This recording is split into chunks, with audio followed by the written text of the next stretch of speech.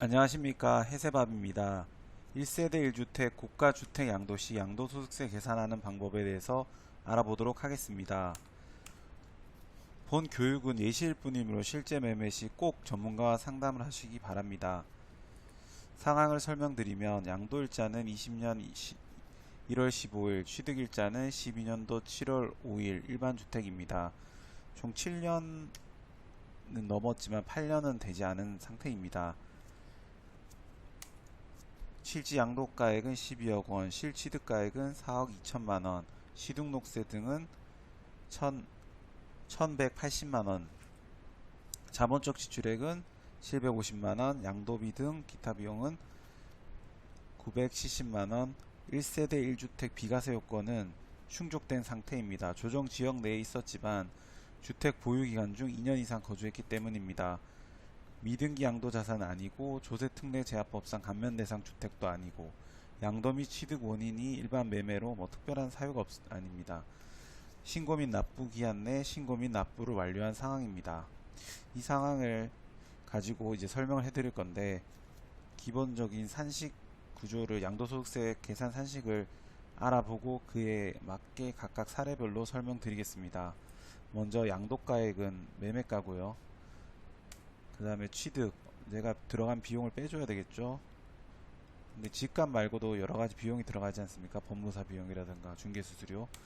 그리고 양도 차익이 나오게 되면 그 중에서 비과세 요건을 충족하면 하는 부분만큼의 양도 차익은 비과세가 되고요. 그럼 실제 과세 대상이 되는 양도 차익이 나옵니다. 이 중에서 오랫동안 보유하면 장기 보유 특별 공제를 해주고요. 그리고 양도소득 금액이 최종적으로 이제 나오게 되고, 그 다음에 일괄 적용하는 기본공제를 적용해주면 과세 표준이 나오게 됩니다.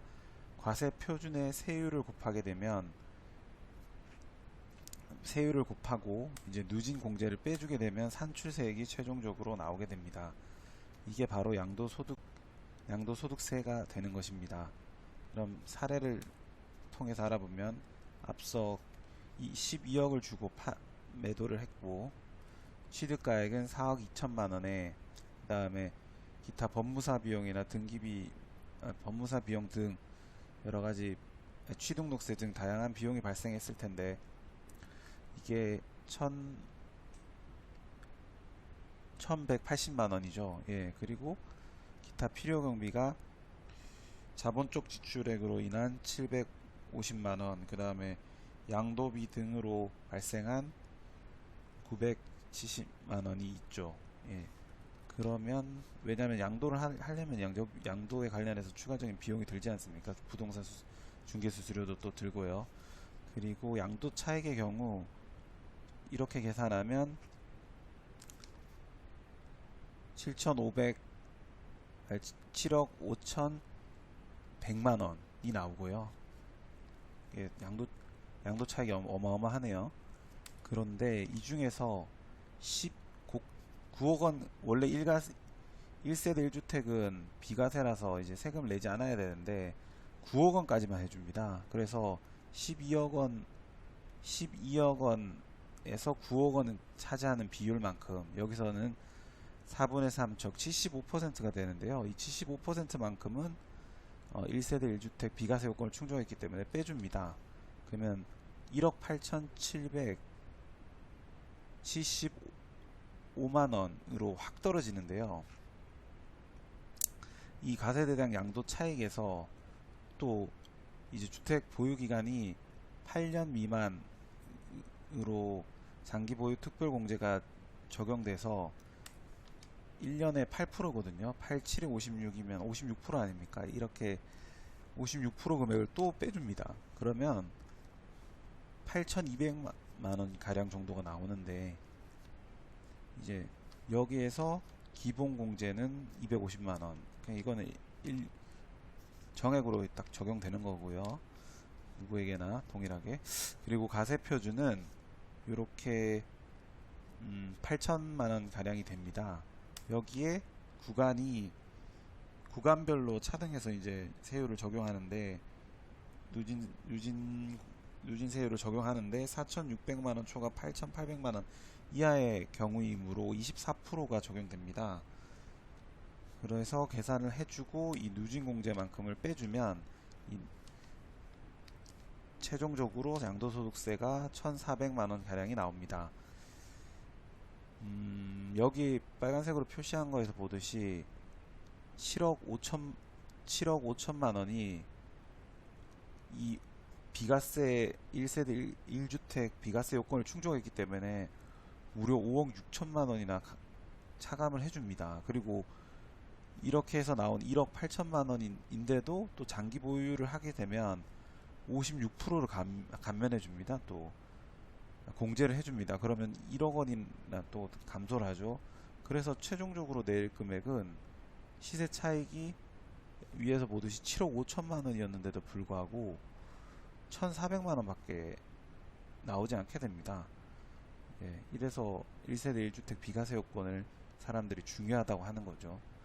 장기 보유 해서 특별공제 받는 것도 중요하다고 하는 거고요.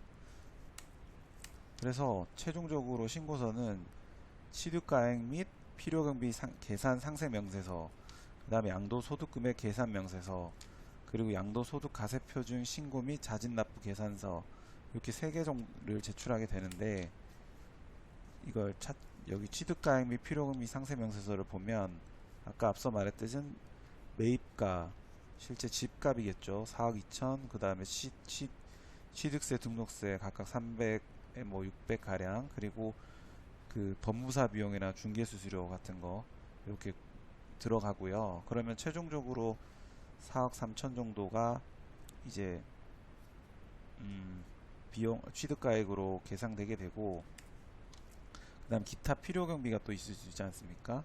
그러니까 리노베이션 한 거, 리모델링 한 거, 그리고 그 다음에 그런 걸 비용을 인정해 줍니다. 예. 그리고 이제 실제로 또 매도하면서 양도비가 지출되지 않습니까? 중개수수료 이런 것들을 기타 필요경비로 또 차감해 줍니다. 예. 실제로 수익 난 거는 이 비용을 차감해 줘야겠죠, 당연히. 그리고 그런 신고서 작성 비용, 중개수수료 이런 상세 내역을 또 어느 세무사나 중개사에 지출했는지도 기록을 해 줘야 됩니다. 예. 그리고 그렇게 해서 이제 취득가액이랑 필요경비가 완료됐고, 이제 양도소득금액에 대해서 내가 12억을 주고 팔았다. 앞서 나온 계산가액의 취득가액을 구해주고, 이게 뭐 어떤 실지 거래가다, 뭐 이렇게 뭐 어떤 이론적으로 계산하거나 뭐 그런 것도 아니고 실제 거래된 내역이라는 거죠. 필요경비도 아까 앞서서 계산했고, 그러면 양도 차익이 나오게 됩니다. 여기서 비과세 양도 차익인 경우는 이제 1세대 1주택 요건 아까 적용해서 9억 원까지 계산한 게 나오고, 과세 대상 양도 차익이 나오게 되고요. 그리고 8년 미만 보유했기 때문에 56% 장기 보유 특별공제가 적용되고, 그럼 양도소득 금액을 여기 적어주게 됩니다. 그리고 그럼 그 나온 양도소득 금액에 양도소 기본공제를 차감하고 가세표준의 24%를 적용하는데, 단순히 24%가 아니고 이게 누진세율이라서 24% 곱해서 누진공제를 빼줍니다. 그러면 산출세액이 나오게 되고, 이 산출세액 1,400만원도 분납 400만원을 신청하고, 그리고 납부세액은 1,000만원을 또 이제 내는 경우가 되겠습니다. 그리고 이 1억 1,400만원 양도소득이 나왔더라도 또 지방세는 또 10% 별도로 추가적으로 납부해야 됩니다. 여기에는 표시되진 않지만요. 이상입니다. 여러분의 구독과 좋아요는 저에게 큰 힘이 됩니다.